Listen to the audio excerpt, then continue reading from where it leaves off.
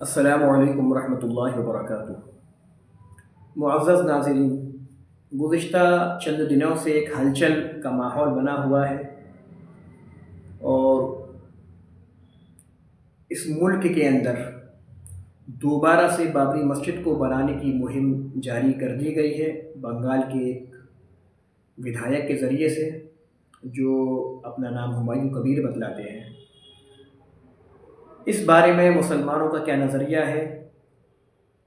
بہت ہلچل اس ملک میں مچی ہوئی ہے۔ اس بارے میں چند باتیں جو مجھے بہتر لگتی ہیں، جو میری نظر میں مجھے مناسب لگتی ہیں، اختلاف کرنے کی گنجائش سب کو ہے، ہو سکتا ہے کسی کو میری بات صحیح نہ لگے، لیکن امید ہے کہ میری بات سے لوگ اتفاق کریں گے۔ دیکھیے، مسجد کی تعمیر الگ چیز ہے، مسجد کی تعمیر الگ چیز ہے۔ انما یعمر مساجد اللہ من آمن باللہ والیوم الآخر۔ مساجد کی تعمیر کی فضیلت الگ ہے۔ صاحب نے اس چیز کا اعلان کیا ہے، وہ خود ایک سیاسی آدمی ہے، پولیٹیکل ایشوز ان کے سامنے ہیں، سیاست ان کے سامنے ہے، اور آج سے پہلے ان کا اس میں کتنا ان کے ارادے میں کتنا اخلاص ہے، ان کی نیت میں کتنا اخلاص ہے، اس بارے میں ہم کوئی دعویٰ نہیں کر سکتے، لیکن جو بظاہر علامات ہمیں محسوس ہوتی ہیں، نشانیاں محسوس ہوتی ہیں، وہ صرف یہ ہے کہ ایک انسان جیسے برسر اقتدار جو حکومت ہے، وہ حکومت دھرم کو آڑے لے کر، دھرم کا سہارا لے کر، مذہب کا سہارا لے کر پولیٹکس کرتی ہے۔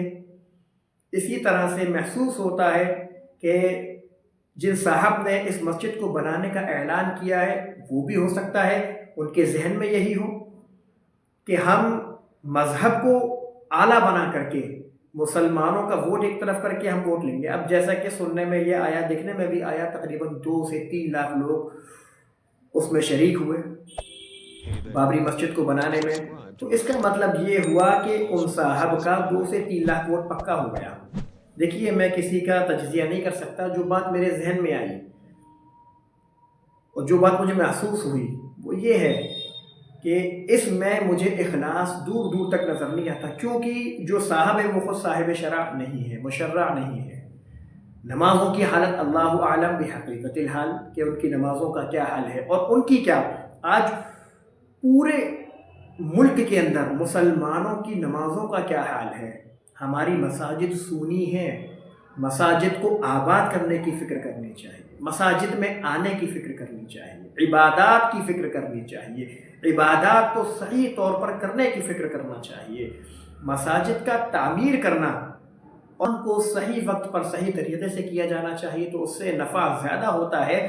تو جس طرح سے لگتا ہے کہ جس برسر اقتدار حکومت مذہب کے آڑے آ کر کے پولیٹکس کرتی ہے، وہ یہاں پر بھی کیا جا رہا ہے، کیونکہ ان صاحب نے یہ سمجھ لیا کہ 2 سے 3 لاکھ ووٹ تو میرے پکے ہو ہی گئے۔ معلوم یہ ہوا کہ ٹی ایم سی نے ان صاحب کو خاص بھی کر دیا، اور اس پر بھی ان کو کوئی حرج نہیں ہوا، اور سننے میں یہ آیا ہے کہ وہ اپنی خود ایک جماعت، اپنی خود پارٹی بنا رہے ہیں۔ تو یہ یہاں پر آ کر میں نے محسوس یہ کیا کہ یہی ان کی چاہت تھی، یہ نکال دیے گئے، اب یہ خود اپنی پارٹی بنائیں گے، مسلمانوں کو ایک طرف ووٹ کریں گے اور ایک طرف یہ اپنا ایک مطلب جو ہے سیاسی پروپیگنڈا جسے ہم کہہ سکتے ہیں، وہی لیا جا رہا ہے۔